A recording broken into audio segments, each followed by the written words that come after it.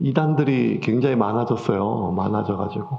이제 한국 교회가 한참 막 부흥하던 시기가 있었는데, 지금은 이제 막 쇠퇴한다고 얘기를 하더라고요.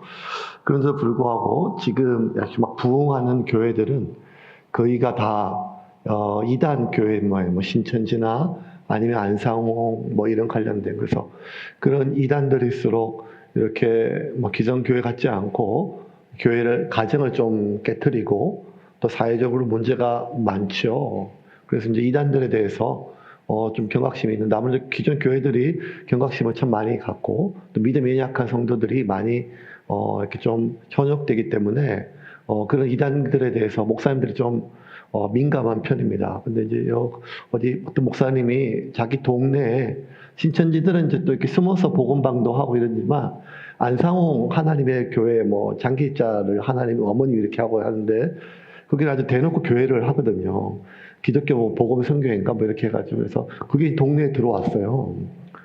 그러니까 이제 걱정이 많이 되시잖아요. 어떻게 저렇게 대놓고. 그래가지고 안 되겠다 싶어가지고 목사님이 이제 그 안상호 하나님의 교회 거기를 이제 방문했어요. 도대체 이것들이 어떤 생각으로 여기서 이렇게. 근데 이제 목사님이 교회에 가서 깜짝 놀라신 거예요.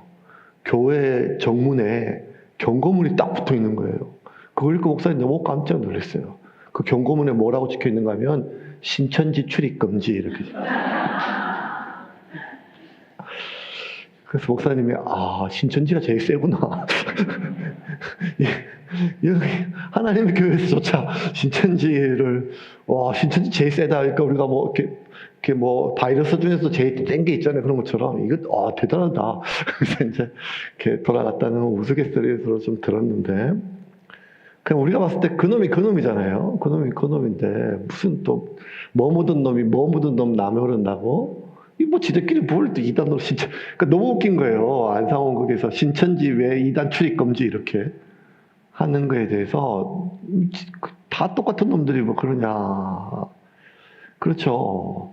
근데 사실 여러분, 이게 우리가 그런 정서가 있지만 이제 교회 안 다니시는 분들, 넌 크리스찬 입장에서 봤을 때 우리가 뭐 신천지 아니면 다른 이단 이렇게 하는 게 너무 웃긴 거예요. 맨날 뭐 목사라고 맨날 뭐 이렇게 하지만 교회인데 돈골 빼먹고 지 혼자 호의호식하고 그리고 뭐 저거나 뭐나 다 똑같은데 맨날 뭐 마누라라고 교회 미쳐가지고 가정을 안 돌보고 뭐 다 현금이나 빼먹으려고 하고 뭐 이런데 뭐 지들이 다 그나 뭐 오히려 더 뭐 지들끼리 서로 2단하고 3단 하는 게 너무 웃기다는 거죠. 교회 외부의 시각으로 봤을 때. 근데 또 어떻게 보면 교회 내부의 시각으로 봤을 때도 사실 이게 좀 공감이 가는 얘기일 수도 있어요. 왜냐하면 지금 뭐 이렇게 한국에서 제일 큰 개신교 교단이 이제 저희 교회가 소속돼 있는 대한예수교 장로회 합동인데, 또 이게 뭐 이렇게 뭐 교회 좀 다니시면 아시겠지만 장로교 합동 통합 이렇게 두 개가 제일 큰 교단이고, 그다음에 감리교회, 그다음에 뭐 성결교회 뭐 이렇게 다 있잖아요. 그런데 이제 지금 한국에 있는 신학자들이, 선교 신학자들이 뭐 이렇게 얘기해요. 한국에 있는 교단 중에 제일 큰 교단은, 지금 단일 교단 중에 제일 큰 교단은 가나안 교단이래요. 가나안 성도란 말이 있죠. 이제 한때 교회 다녔지만, 교회에 좀 실망하고, 또 목사에게 실망하고, 또 공동체에 실망하고, 성도들에게 좀 실망해서 교회를 안 다니고, 하지만 여전히 자기는 그리스도인이고, 그렇게 살고 있지만, 교회를 안 다닐 뿐, 나는 교인임을 거부할 뿐이지, 그리스도인, 크리스찬을 거부하는, 하나님을 거부하는 게 아니다. 이런 분들이 좀 꽤 있었는데, 코로나를 계기로 확 이제 명확해졌다는 거예요. 코로나 계기로 한 1, 2년 예배를 못 드리고 다 영상으로 드리니까 다 똑같아졌으니까. 그래서 이제 그게 굉장히 많아졌다는 거죠. 그런 사람들은 이제 가나안 교인으로 부른 이유는 한 가지예요. 젖과 꿀이 흐르는 가나안을 찾는 것처럼, 정착하지 못하고 광야를 40년 헤맸던 것처럼, 아무리 돌아다녀도 40년을 돌아다녀도 다닐 만한 교회를 못 찾겠는 거예요. 신뢰할 만한 목사를 못 찾겠는 거예요. 들을 만한 설교를 못 찾겠는 거예요. 근데 이 사람들이 열정이 없는 게 아니고 여전히 매주마다 유튜브를 통해서 뭐 온라인을 통해서 찾아봐요. 어느 교회가 좀 괜찮나, 어떤 목사님 좀 신실하신가, 신뢰할 만한가, 어떤 설교가 좀 들을 만한가, 그렇게 계속 찾아다니는데도 불구하고 이렇게 뭐가 내가 내 마음을 좀 이렇게 안식하고 또 내가 좀 뭐가 안착해서 그렇게 다닐 만한 교회를 찾기가 어렵다는 거예요. 이 사람들은 그렇게 좀 교회를 떠나서 오랫동안 뭐 3년, 5년, 10년 지나봐서 보니까 이건 아니야! 이건 명확해지는데 그렇게 몇 년을 지내다 보니까 자꾸 자기 마음이 메말라 가는 거죠. 신앙이 더 깊어지고 하나님과 더 가까워지는 게 아니라 점점 이렇게 비판만 올라가고 이거는 아니다라고 하는 생각만 있지 뭐가 좀 와 진짜 이거다라고 하는 걸 찾지 못한 채 점점 그나마 약해졌던 신앙마저 하나님에 대한 어떤 믿음마저 약해져서 이제는 그래도 내가 상처받았지만 그렇게 사람들한테 교인들 찌긋찌긋했지만 그래도 이제 좀 그런 좋은 안식처 내가 안착할 수 있는 공동체를 만났으면 좋겠고 내가 좀 예배 드릴 수 있는 교회를 만났으면 좋겠다 하는 그런 마음이 있어서 지금 계속 찾거든요. 그 사람들이 찾는 마음은 한 가지 가난이에요. 가난. 내 영혼이 우리 가정에 좀 예배라도 좀 드리고 뭔가 소속되고 그렇게 할 수 있는 안착할 수 있는 가난을 찾는 성도들이 어쩌면 지금 대한민국에서 제일 많은 숫자를 차지하고 있다는 겁니다. 이단을 제외하고. 근데 이런 마음은요. 3,500년 전 우리가 오늘 본문을 읽는 이 출애굽 당시도 마찬가지였다는 거예요.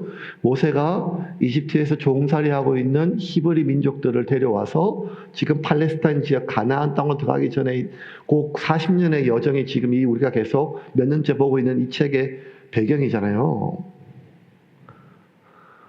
진짜 하나님이 직접 이스라엘 백성들을 가나안 땅으로 인도해요, 지금. 하나님께서. 그 여정이거든요. 그런데 얼마나 좋아요. 이제 하나님이 직접 이스라엘 백성들을 젖과 꿀이 흐르는 너희들이 안식할 수 있는 가나안 땅으로 인도하시니까요. 그런데 갑자기 하나님이요. 내가 너희들을 가나안 땅으로 보내겠다. 근데 나는 너희들과 같이 가지 않겠다.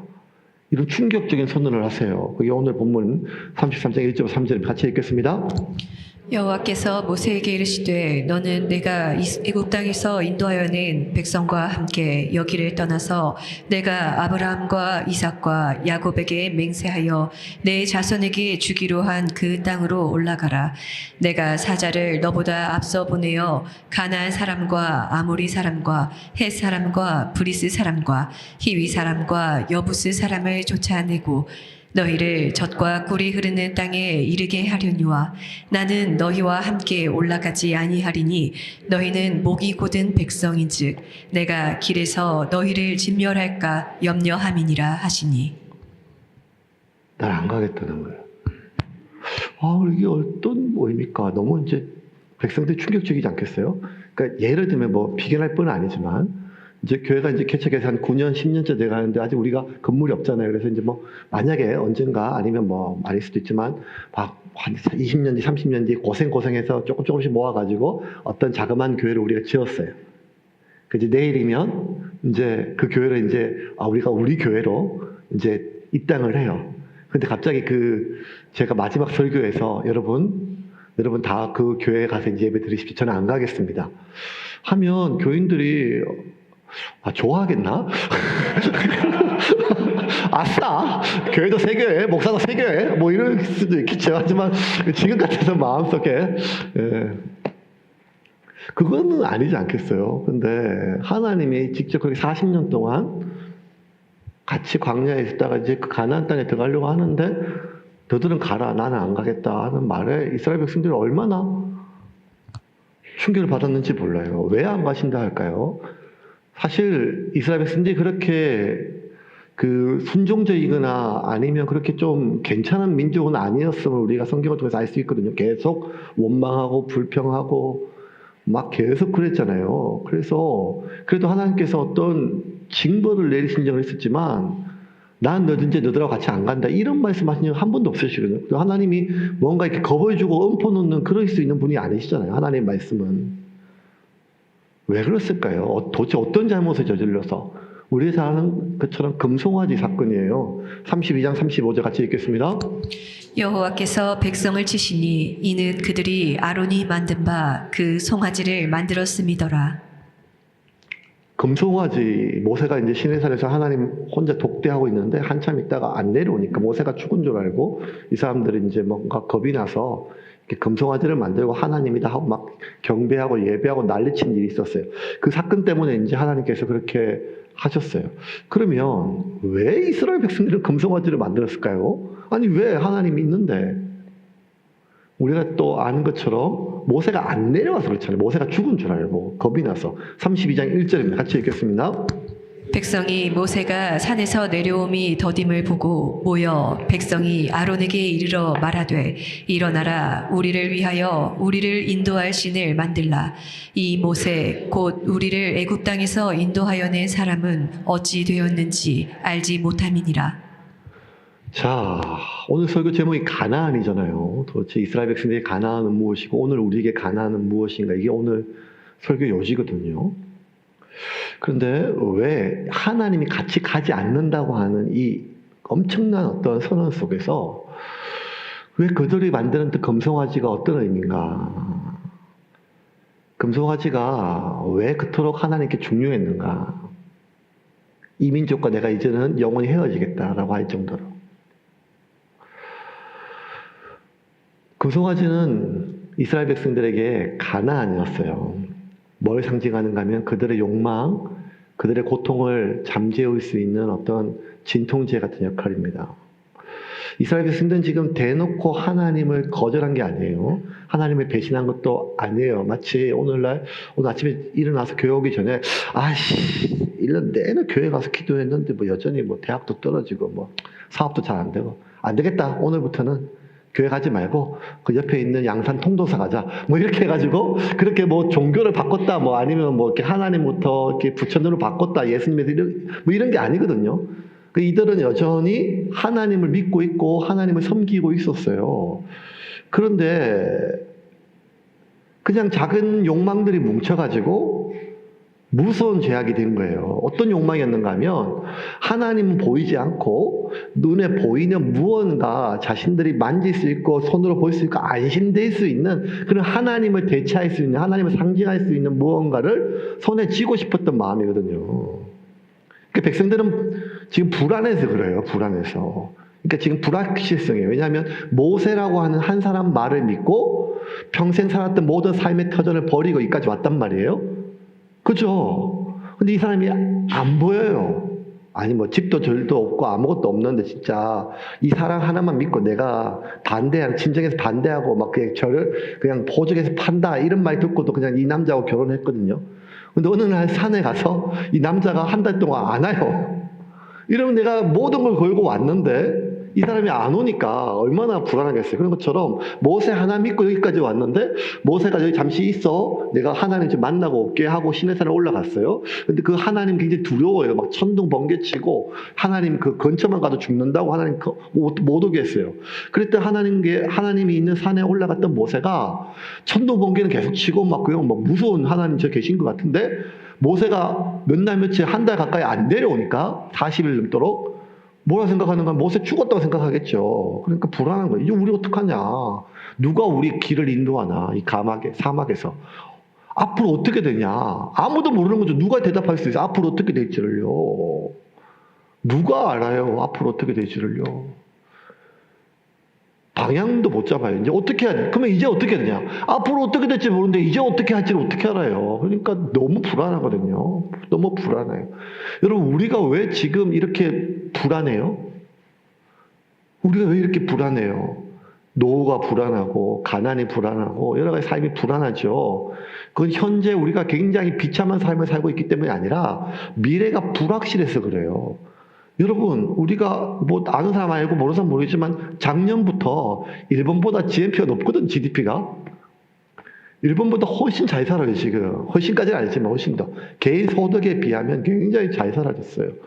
그러면 지금 한반도 5,000년 역사 가운데 지금처럼 우리가 잘 살 때가 없거든요. 근데 지금처럼 미래가 불안한 적이 없었던 거예요. 왜냐하면 10년 뒤에, 20년 뒤에 어떻게 될지 아무도 모른다는 거예요, 지금 이게. 나라도 못 믿겠다는 거죠. 지금 꼬박꼬박 국민연금 넣고 있는데 이거 받아 먹을 수 있냐? 이제 나라 국가도 못 믿는 상황이니까 이게 뭐가 그 인간은요 뭔가 불확실하면 자기가 상상할 수 있는 최악을 상상하거든요. 그게 인간의 본능이거든요. 그러니까 불안했어요. 두려웠어요. 백성들이 불안하고 두려우니까 불안하고 두려운 백성들 군중들은 모이면 항상 사고를 치거든요. 그것들을 바라보는 이 아론의 입장에서 너무 두려운 거예요. 백성들이 지금 두려워하고 동요하니까요. 그리고 좀 뭐 금방 안 그래도 모세가 살아있어도 맨날 그냥 데모하고 이랬던 민족인데 모세가 죽었다고 말이 막 퍼져나가니까 아론이 감당이 안 되는 거예요. 그래서 이들의 불안감을 잠재울 안정제가 필요했어요. 그게 뭔가 하면 그게 금송아지예요. 근데 효과가 좋았어요. 만들자마자 금방 막 두려워 떨고 막 걱정하고 막 그랬던 사람들이 좋아가지고 기뻐 뛰고 막 난리치고 난리가 났었어요.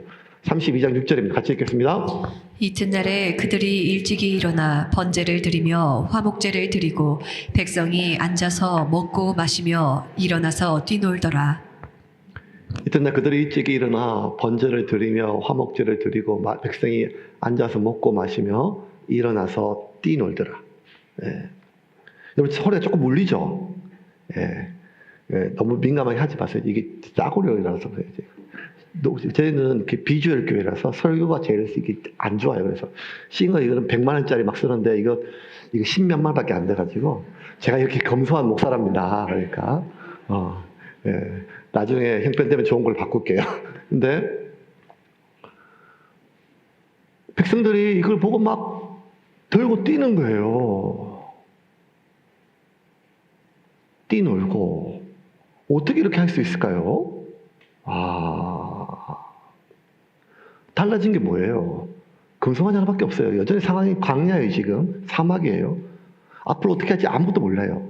뭐만 있는가 하면 지금 어제하고 오늘이 다른 게 뭔가 하면 자기 눈에 지금 금송아지가 있는 거예요. 그리고 이게 하나님이다 이렇게 해가면서 사람들이 막 들고 뛰고 마시고 막 난리 났어요. 여기서 여러분 취하고 뛰노는 사람들의 내면이 드러나요. 취하고 막 뛰는 사람들.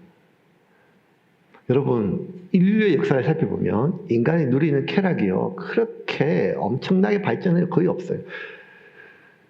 지금 1000년 전, 2000년 전, 3000년 전, 4000년 전을 비교했을 때 인간이 하고 지금하고 인간하고는 엄청나게 생활 수준이 다 엄청 바뀌었어요. 근데 그때도 인간이 뭔가 좀 불안하고 뭔가 좀 돈이 생기고 뭐가 생기면 그때도 수천 년, 4000년 전, 5000년 전 그때도 인간이 뭐 하는가 하면 술 먹고 들고 뛰었어요. 지금도 그래요. 단지 먹는 술의 종류가 좀 달라요. 옛날엔 덜해서 했지만 아니면 뭐 지금도 밖에 나가면요 편의점 앞에서 동네 할아버지들이 돈이 없으시니까요 소주 몇 병 하고 컵라면 하나 시켜 먹고 그냥 저녁에 얼큰하게 이렇게 취해서 기분이 좋으세요. 네, 기분이 좋으세요. 어르신 빨리 추운데 들어가세요. 그러면 할머니가 늦게 오래 이러면서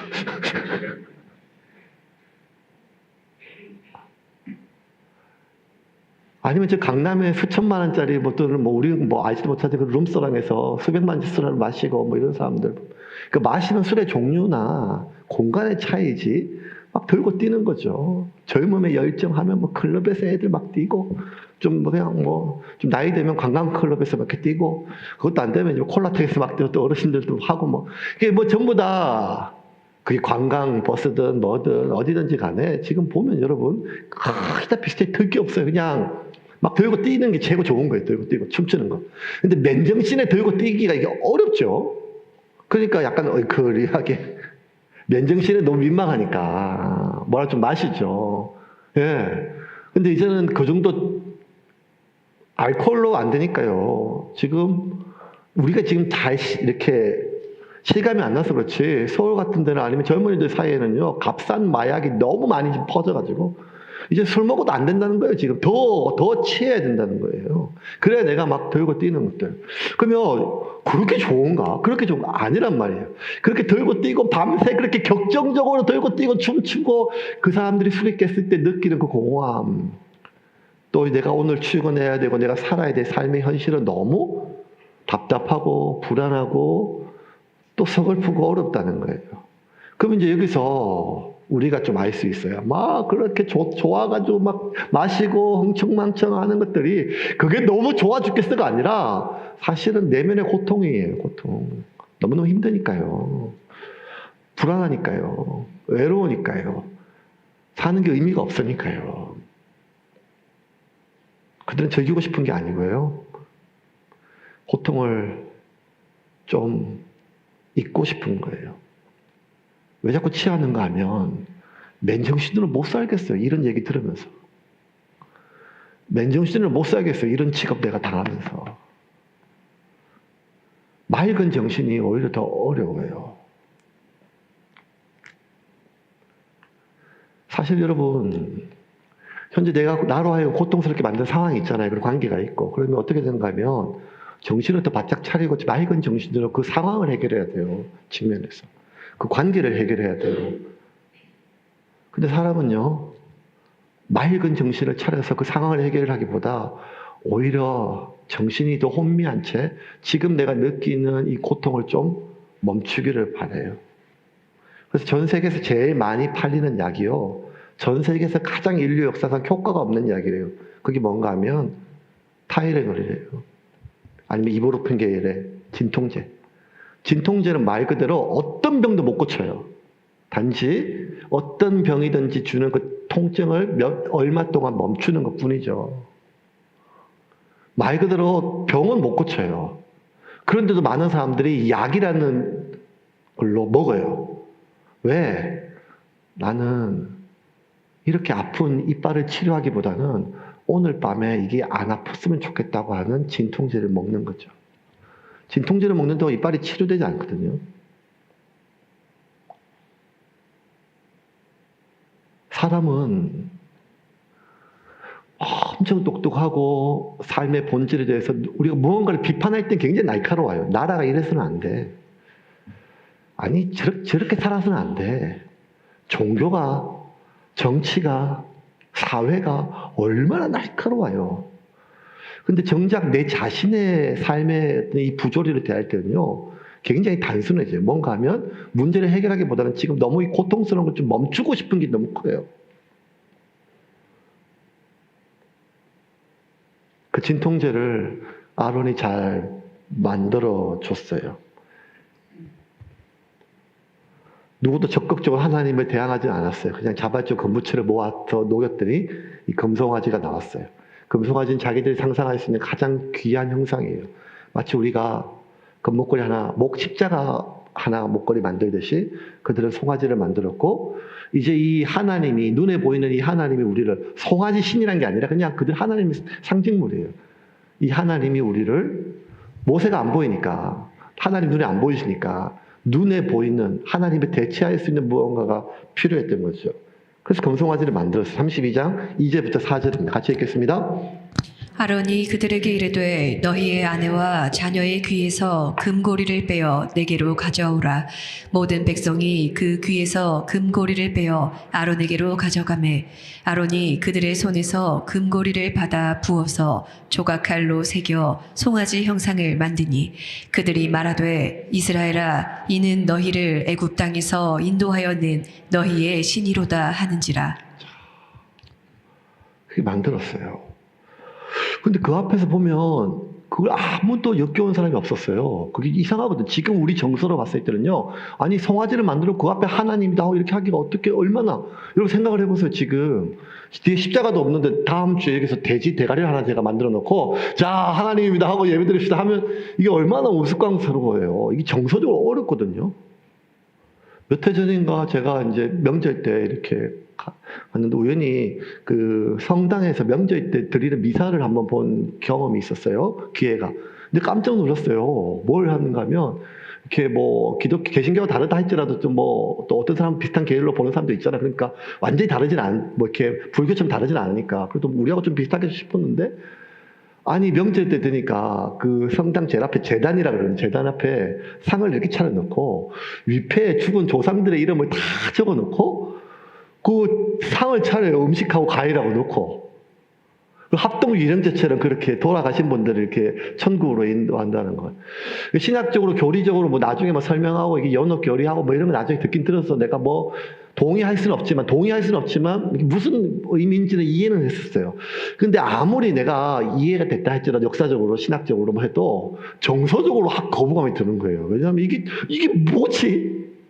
제가 뭘 비난하려고 하는 말이 아니라 그냥 제가 지금까지 어쨌든 수십 년 동안 신앙생활했고 어떤 문화적으로 느꼈던 이런 것들 속에서 그냥 이게 신학적으로 뭐 옳고 그르고 이런 문제가 아니라 그냥 거부감이 확 드는 거예요.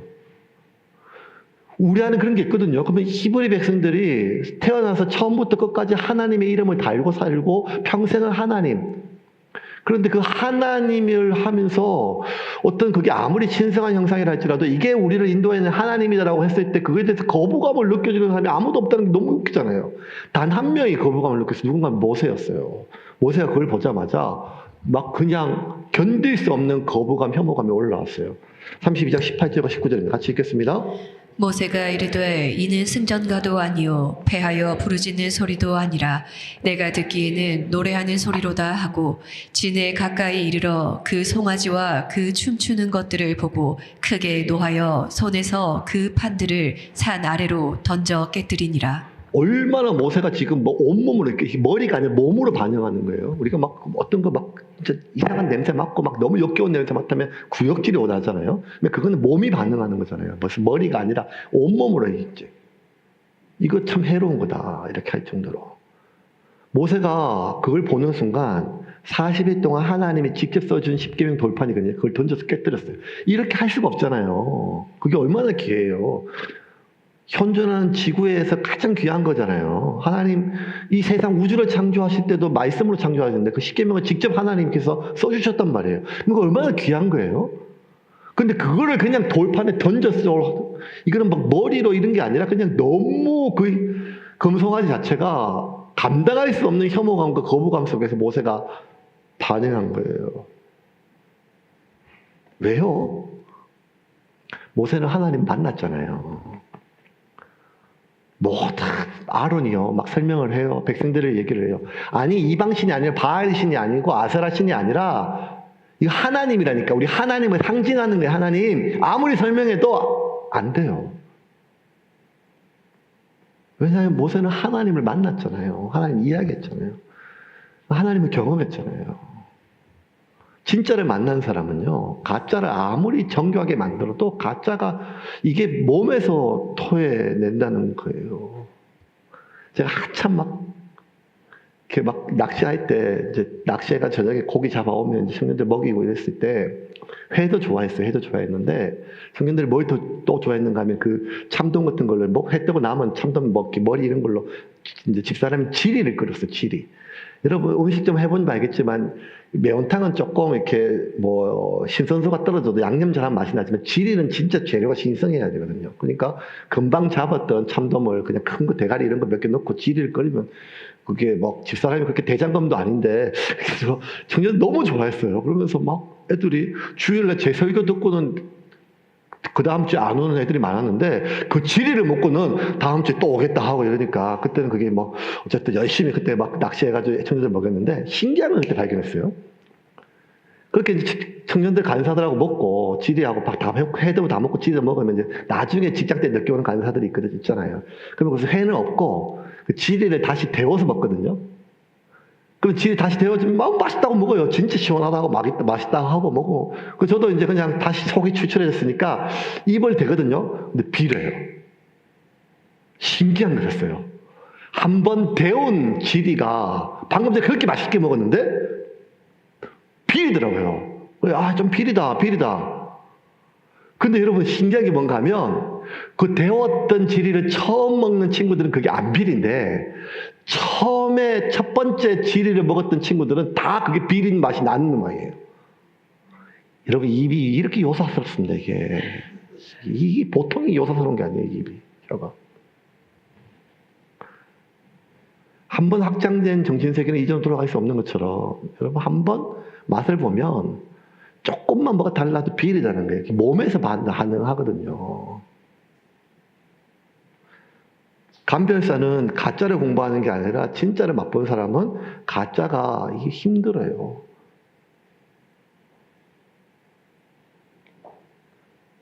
하나님을 직접 만났던 모세가 아무리 자기들 상상할 수 있는 최고의 고상한 형상을 뭘 만들었다 할지라도 하나님을 직접 만났던 모세에게는 그 하나님을 대체하는 그 무엇도 거부감과 역함으로 날아갔어요. 신약적 논쟁이 아니고. 여러분, 온갖 세상에서 이제 모든 정보가 다 터졌어요. 이제는요, 옛날에 어떤 교회 안에, 어떤 교단 안에, 감리교 다니면 되고, 뭐 어떤 장로교 다니면 되고, 어떤 교회 안에 있으면 안전했는데, 이제는 다 각자 자기 소견대로 내가 판단해야 돼요. 왜냐하면 이제는 다닐 만한 교회, 믿을 만한 목사, 이것도 내가 판단해야 돼. 이런 시기 속에 온갖 이단들이요, 또 뭐 종말론, 사이비, 뭐 이런 것들이 온갖 유튜브에 지금 다 퍼져가지고, 이제는 큰 교회에서나 방송국 차려가지고 송출했는데, 이제는 개인 혼자 핸드폰 하나 있으면 자기 얘기를 다 하니까 이제는 막 쏟아지는 속에서 어떻게 하면 우리가 진리를 찾아낼 수 있을까요? 영분별할 수 있을까요? 교리 공부, 신학, 맞아요. 그런데 여러분, 진짜와 가짜는요, 머리로 하는 게 아니라 몸으로 반영해요. 하나님을 진심으로 만나고 예배한 자만이 논쟁이 아니라 그 하나님이 아닌 하나님을 대신하는 것에 대해서 역겨움을 느낀다는 거예요. 그 역겨움이 분노를 일으켰죠. 그래서 모세가 잔인한 명령으로 이어집니다. 다 죽여라. 32장 26절부터 28절입니다. 같이 읽겠습니다. 이에 모세가 진문에 서서 이르되 누구든지 여호와의 편에 있는 자는 내게로 나아오라 하매 레위 자손이 다 모여 그에게로 가는지라. 모세가 그들에게 이르되 이스라엘의 하나님 여호와께서 이렇게 말씀하시기를 너희는 각각 허리에 칼을 차고 진 이 문에서 저 문까지 왕래하며 각 사람이 그 형제를 각 사람이 자기의 친구를 각 사람이 자기의 이웃을 죽이라 하셨느니라. 레위 자손이 모세의 말대로 행하매 이날의 백성 중에 3,000명 가량이 죽임을 당하니라. 아니 3,000명 정도 숫자가 큰 게 아니라 형제가 형제를, 부모가 자식을. 왜 이런 명령을 모세가 이렇게 잔인하게, 성경에 나와 있는 기록된 명령 중에 가장 잔인한 명령 중에 하나예요. 이렇게까지 할 필요가 있나? 그것도 하나님의 이름으로.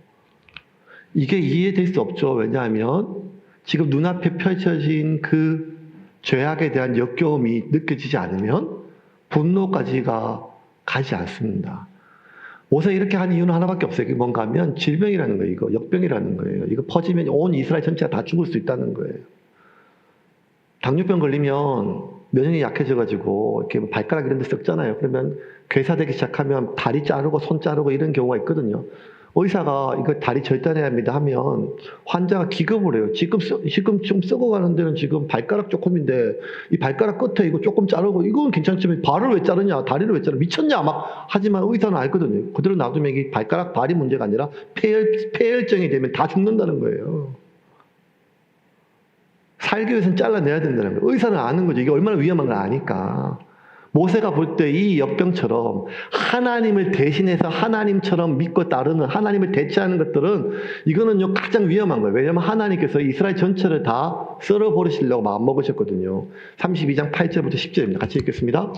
그들이 내가 그들에게 명령한 길을 속히 떠나 자기를 위하여 송아지를 부어 만들고 그것을 예배하며 그것에게 제물을 드리며 말하기를 이스라엘아 이는 너희를 애굽 땅에서 인도하여 낸 너희의 신이라 하였도다. 여호와께서 또 모세에게 이르시되 내가 이 백성을 보니 목이 뻣뻣한 백성이로다. 그런즉 내가 하는 대로 두라. 내가 그들에게 진노하여 그들을 진멸하고 너를 큰 나라가 되게 하리라. 하나님께서 이거는 온 인류를 영적으로 병들일 수 있는 거라. 하나님을 대신해서 하나님으로 섬기는 거. 하나님이 대체품을 만드는 거. 모세가 명령했어요. 3,000명이 죽었어요. 그러고 나서 모세가 몇 명씩 죽어도 그냥 괜찮다 이런 게 아니라 모세는 누구보다 이스라엘 민족을 사랑했거든요. 왜냐하면 하나님께서 모든 이 민족들 썰어버리시겠다라고 했을 때 모세가 하나님 앞에 이렇게 고백하거든. 하나님, 이 민족 버리시려면 차라리 저를 죽이십시오. 아니, 더 넘어서 하나님 생명책에 제 이름 지우십시오. 저를 지옥에 보내십시오. 그 자기 삶, 생명을 넘어 자기 영혼까지 걸고 이 백성을 사랑했거든요. 32절 말씀입니다. 같이 읽겠습니다. 그러나 이제 그들의 죄를 사하시옵소서. 그렇지 아니하시오면 원하건대 주께서 기록하신 책에서 내 이름을 지워버려 주옵소서. 그리고 나서 모세가 정말 모세가 했던 어떠한 어떤 고백보다 감동적인 고백을 해요. 그게 뭔가 하면 하나님 가나안에 같이 가요. 하나님 안 간다고 했을 때 하나님이 안 가시면 그게 무슨 의미가 있냐고요. 여러분 최홍일이라고 하는 탤런트 아세요? 모르시죠? 예, 저만 알아요.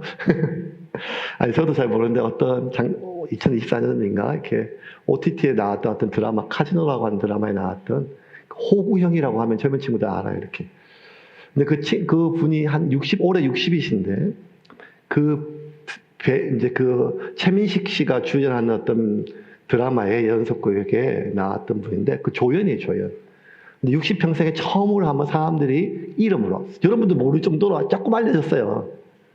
그런데도 불구하고 이제 그분은 이제 매체에서 이렇게 뭐 인터뷰하는 이야기 이런 얘기를 해요. 지금 이제 사람들 조금 알려졌고 지금 조금 이제 뭐 이렇게 배역들이 들어오는데요. 근데 자기가 40살에 한번 심한 우울증에 걸려가지고 죽으려고 마음을 먹었대요. 40살. 남자 40살이 되게 힘들거든요. 그렇게 연극에 빠져가지고 모든 거 포기하고 그 연극을 했는데 40살까지 죽기 살기를 했지만 자기가 여기 이것밖에 안 되는 걸 뼈저리게 느낀 거예요. 아무것도 아니라는 거예요. 써주는 데도 찾아주는 데 없고 결혼을 했고 자식은 둘이나 있고 딸이 아내도 있고 그래서 이제 너무 심하게 우울증이 좌절이 와가지고 죽으려고 마음을 먹고 그 순간적인 감정이 아니라 우울증이 심하게 오니까 이건 아니구나 내가. 그래서 아내한테 마지막 얘기를 했어요 전화로. 아내가 그 얘기를 다 듣고 얼마나 기가 찬 얘기예요. 그 여보 당신 얼마나 힘든지 내가 다 알겠어. 미안해 내가 몰랐어. 이 얘기 다 해줘서 고마워.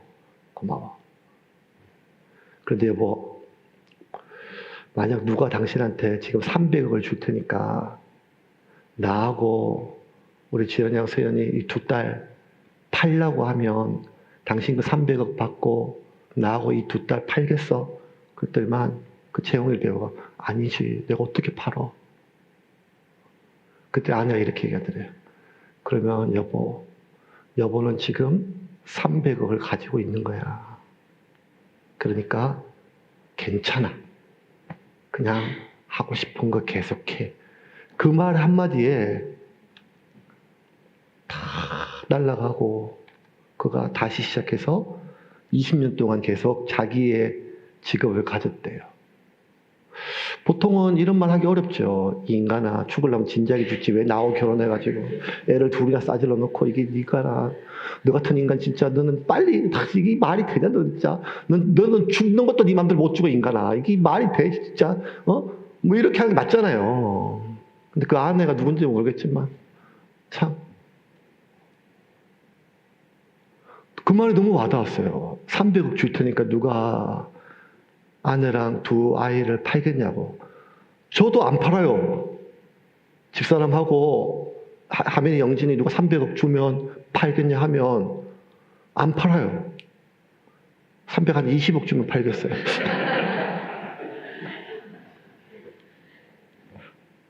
우리 그런 마음이 있잖아요. 그러면 그 300억보다 귀한 걸 내가 비싼 걸 내가 가지고 있다는 마음으로 하니까 지금의 가난이 그렇게 안 서글프다는 거예요. 아 진짜 귀한 걸 내가 다 잊어먹은 줄 알았는데 다 잃었는데 그랬다는 말이.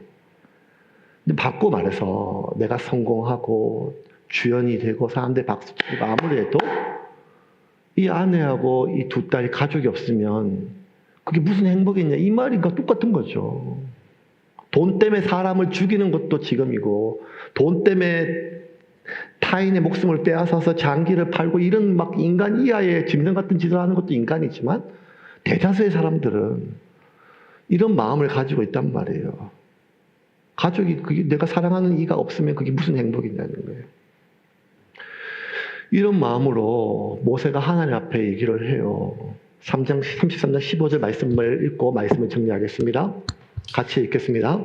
모세가 여호와께 하려되 주께서 친히 가지 아니하시려거든 우리를 이곳에서 올려 보내지 마옵소서.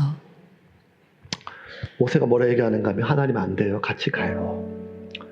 모세가 하나님이 서로 신뢰하는 장면이 나와요. 아니다 모세야, 나는 못 가겠다. 네가 네 생명책을 지워서라도 이 생명, 네 선택이 그렇다면, 너한테 이 백성이 그렇게 중요하다면 내가 이 백성 살려주고 가나안 땅으로 보내줄게. 내가 천사들을 보내서 모든 문제 해결하고 가나안 땅에 다 들어갈 수 있을 때까지 해줄게. 근데 난 못 간다. 나는 못 간다. 내가 보니까 이 인간들은 언제든지 나를 대신할 것들을 찾을 인간들이야. 결국 하나님 판단을 맞으셨어요. 그런데 난 그때는 못 참는다. 그때 모세가 이렇게 얘기해요. 하나님, 젖과 꿀이 흐르는 땅, 그거 저의 소원이었어요. 400년 동안 노예로 살고 인간 취급받지 못하는 이 백성에게 400년 동안 짐승처럼 대접받고 있는 사람들에게 내 이름으로 된 땅을, 당장 오늘 먹을 것이 없고 자식이 굶어 죽는 판에 내가 낳은 자식을 나의 강에 던져야 되는 이 서름 속에 사는 사람들에게 당장 내일이 아니라 내년까지 먹을 수 있는 땅을, 내 자손에게 물려줄 수 있는 땅을, 내 이름으로 된 땅을, 내 이름으로 된 이 소유를 내 자식에게 물려줄 수 있는 걸, 그건 너무 매력적이었어요.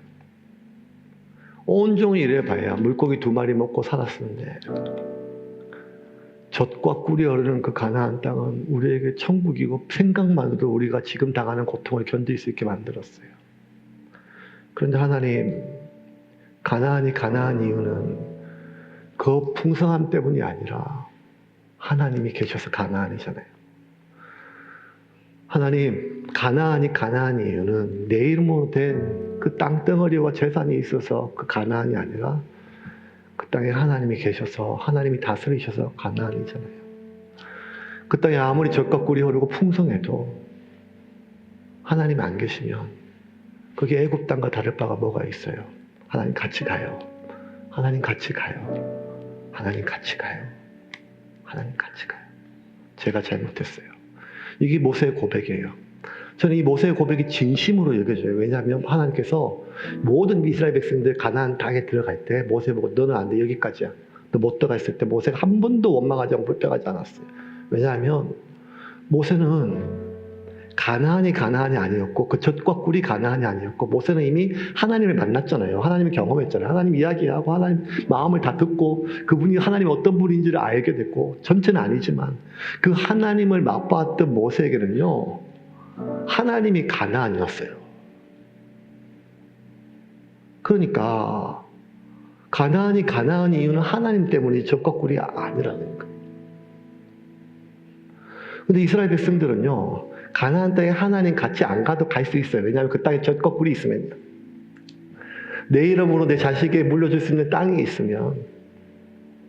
근데 하나님만 그런 게 아니라 지난 2000년 동안 기독교 역사를 보면 그 사회가 풍요로워지면 교회는 항상 쇠퇴했어요.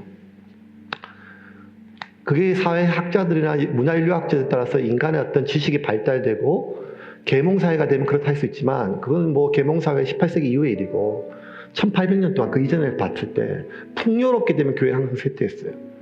왜? 인간은 하나님이 필요한 게 아니라 하나님이 주는 젖과 꿀이 필요했기 때문이에요.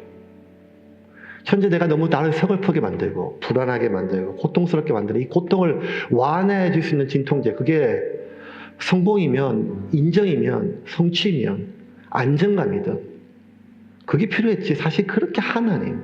그래서 여러분 어쩌면 좀 물어봅시다. 오늘 지난주 처음 나왔던 세 가족 여러분을 데려왔잖아요. 모셔왔잖아요. 우리 교회 자랑할 수 있어요. 목사님 자랑할 수 있어요. 근데 지금 내가 하나님을 자랑하고 있느냐 이 말이에요. 왜? 사람은 자기한테 없는 걸 흘려보낼 수 없기 때문입니다. 나한테 가나안이 뭐예요? 이 질문을 바꿔서 말하면, 여러분, 천국에 하나님이 없다면 그래서 천국 가실 거예요. 지옥 안 가니까, 고통 없으면. 슬픔 없고 눈물 없으니까. 우리가 천국 갈 때, 장례식 때마다 제가 설교할 때 천국을 어떻게 설명하냐면 그것은 고통 없는 곳, 눈물 없는 곳, 질병 없는 것. 뭐가 있다기보다 뭐가 없는 것. 현재 우리를 너무너무 아프게 하는 그거 없는 것. 만약에 그게 없다면, 고통이 없고 슬픔이 없고 아픔이 없고 지옥이 없고 지옥에 그 고통이 없다면 하나님이 없어도 갈 수 있을까요? 우리 그렇지 않습니까? 왜? 아직 하나님을 만나거나 경험해보지 못했기 때문입니다. 하나님을 맛보아 알라고 했거든요. 기독교는 교회를 파는 종교가 아닙니다. 기독교는 이런 문화를 파는 종교가 아닙니다. 기독교는 하나밖에 없어요. 기독교는 천국을 파는 종교도 아니고, 기독교는 하나님을 전하는 신앙입니다. 그것 하나로 지난 2000년 동안 오늘 세례를 받지만, 지금 세례 받으면 다 박수 쳐주고 손뼉 치지만, 불과 몇백 년, 몇천 년 전만 해도, 아니 이 나라만 해도 세례 받는 것이 목이 잘리는 순교의 시간이 있었습니다. 여러분, 그 하나님을 만나시기를 주님의 이름으로 축원합니다. 하나님을 대체하는 그 어떤 것에 현혹되지 말고 오직 하나님을 만나셔서 그 하나님과 함께 살아가는 법을 배우셔서 하나님을 대체하는 그 모든 것에 대하여 역겨움을 느끼시고 하나님 안에서 우리에게 주어진 가나안의 삶을 살기를 주님의 이름으로 축원합니다.